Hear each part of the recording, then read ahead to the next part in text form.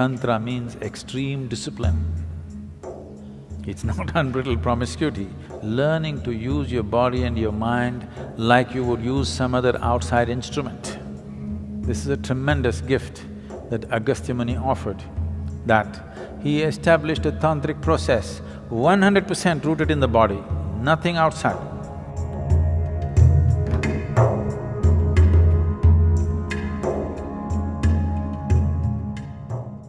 When you say Tantra, one has often heard the term tantric, and and there's various kinds of things floating around about it. Can you just shed some light on what essentially, is there something like a dark arts or what? Most of the existence is dark art. Light is only a small happening in this existence, isn't it? Isn't most of the existence dark? Yes. Light is a very small happening, a very limited happening. If light has to come, something has to burn. To have these lights going, something in this planet is burning right now. You must understand this, ecologically aware people. To have all these dots of light, something is burning somewhere. We say the bulb is burning, that is also burning, but something else is burning to keep this burning, isn't it? This is the way of the light. Whether it's the light bulb or the sun, something is burning. Whatever is burning is bound to get over someday. Yes? So that's why we say, if you're burning irresponsibly, we say, you're burning the candle from both the ends. Because we understand, if light has to come, something has to burn. So if you are burning to cause light, you better control the light and keep it at the minimum, otherwise things will burn up very soon.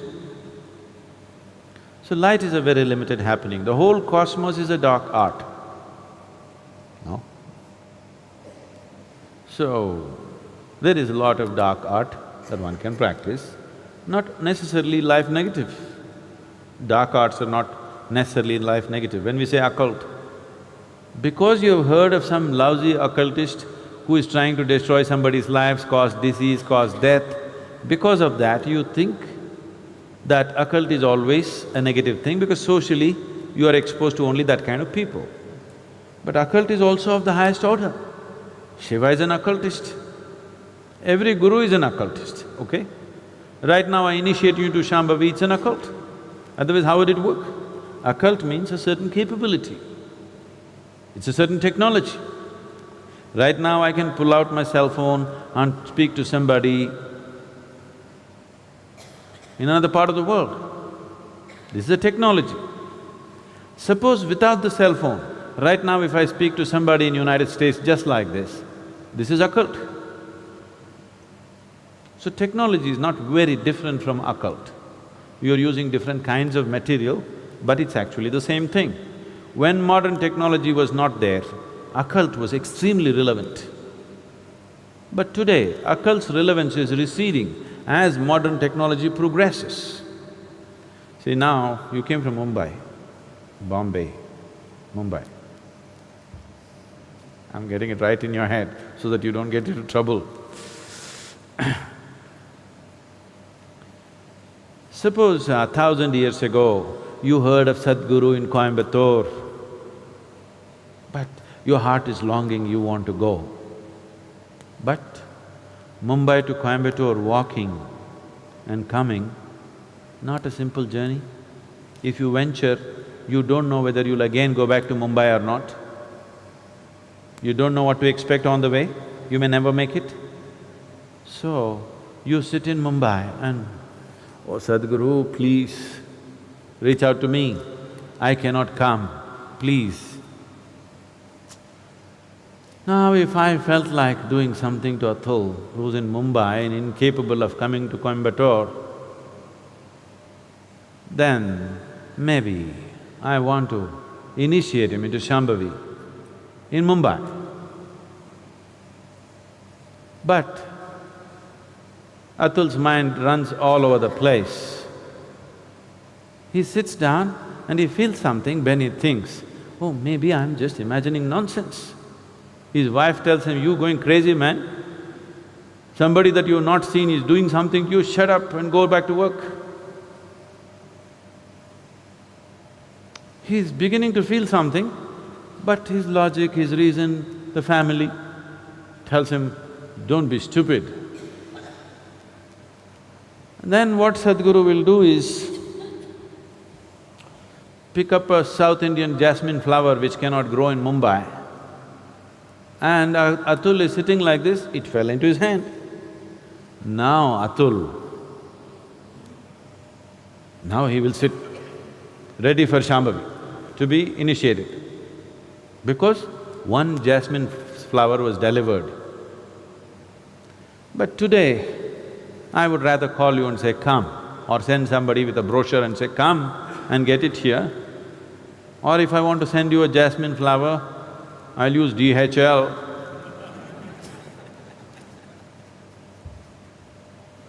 So modern technology is making occult obsolete, but I want you to look back 1,000 years ago, just see the immense value of occult. Yes? 1,000 years ago, just imagine you were in Mumbai and I'm still in Coimbatore, you wanted something from me. Imagine the value of occult, isn't it? So, today the value has receded, so all kinds of charlatans are doing all kinds of nonsense. Occult need not necessarily mean negative. Now, the English word occult doesn't clearly specify what is it that they're calling as occult. Recently, someone asked me a question in the Samyama, I think. It seems some guru. He said, Tantra is just a way of getting over what? Obsessions. Just getting over obsessions. This is nonsense. We need to, unfortunately, today, redefine the word Tantra, because it's been distorted by people. First, let's understand this. The word Tantra means a technique or a technology. But because the Tantra that you're hearing of is a rebound from the American coast, you think Tantra means unbridled promiscuity. No, Tantra means extreme discipline. It's not unbridled promiscuity, it's extreme discipline. Learning to use your body and your mind like you would use some other outside instrument. Like how you would use your computer or a screwdriver. Like that, you learn to use your body and your mind. It takes enormous discipline, not promiscuity, not looseness. Tantra is not things, the books they have written largely by Western authors, all kinds of things. No, tantric texts are of extreme discipline, not of any kind of looseness. Because they're talking about the body, and right now the modern societies, if you say body, they're fixated about reproductive organs in the body and nothing else about the body. So if you say body, they're only thinking of a few body parts, they forgot the brain. Because they're only thinking a few body parts, they're thinking about sexuality and nothing beyond that. It is about learning to use the body like a phenomenal mechanism, and it is. If you do not know how to use it, what will you do here? If you do not know how to use your physical self and the energy behind it, what will you do? You will have no impact on anything. So this is Tantra. Tantra means technology, Tantra means a certain capability. There is no guru without a Tantra. If he has no technology, he is not a guru. He can only be a gentle saint who will bless everybody, bless everybody, bless everybody. A blessing has no discretion. Now, if you were a thief, if you met a saint, you would seek his blessing. and He will bless you so that you could do your job well today. Because His blessing has no discretion. He cannot be, because that's not in His control. Even the bandit tribes, the Pindaris and people like that, they had their own gods and goddesses, they had their own saints. Their gods always guided them which home to hit today. Very successful they were. They pursued their profession for centuries. Banditry is their profession. So unless you are just that gentle lily kind of saint who just blesses and blesses and blesses, I'm not trying to belittle that. They're beautiful in their own way, but they are not of any… they are not for people who are lusting for enlightenment. They're not for those people. They're only for people who are just seeking small improvements in their life. If you walk into a Home Depot, you can make some improvements to your life, isn't it? Yes or no? You can actually. I see every day on the television people come and say, "Oh, I just bought this bed, my whole life has changed, it's amazing." I didn't know I didn't know some a bed or a pillow could do that, I didn't know that.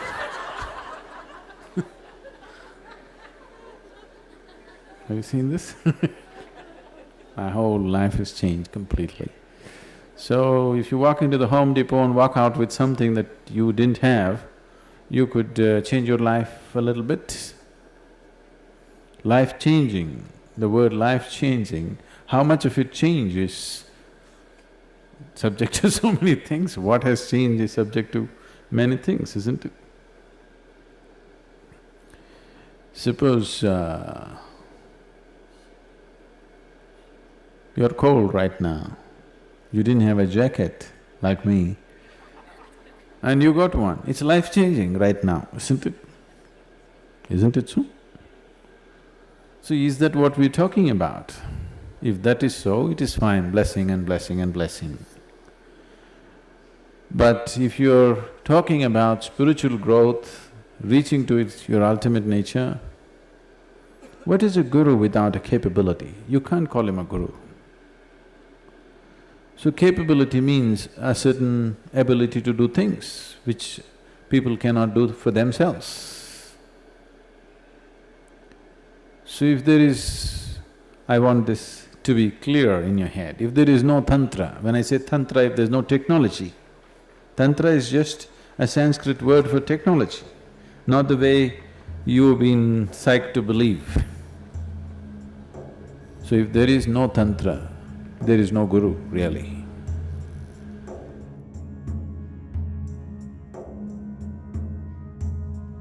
Because guru means you have to roll up your sleeves and it's a mechanic's job. You got to fix things. To fix things you must know what's what. You must have some technology in your hand, and that is Tantra. Is there Tantra in Isha? Very much. All across the board, various kinds. But the significance of yoga is that it is not ritualistic. There are two dimensions of Tantra. One is you use outside material and stuff to do things, which is ritualistic in nature. The yogic Tantra is such that you use only your physical body and the energy system. You don't need any other material. So these two loosely have been classified as right-hand path and left-hand path. Left-hand path use outside material, right-hand path does not use any material, just uses the body itself. Largely, this is yogic Tantra, largely just what we do within ourselves. This is a tremendous gift that Agastya Muni offered that he established a tantric process 100% rooted in the body, nothing outside. Not one grain of rice or sand is being used to perform all the different dimensions of Tantra, everything internalized within the system. This is his gift to us. This is one of the greatest things. In terms of human mechanism, this is one of the greatest things that's been ever offered to us from any source. This is his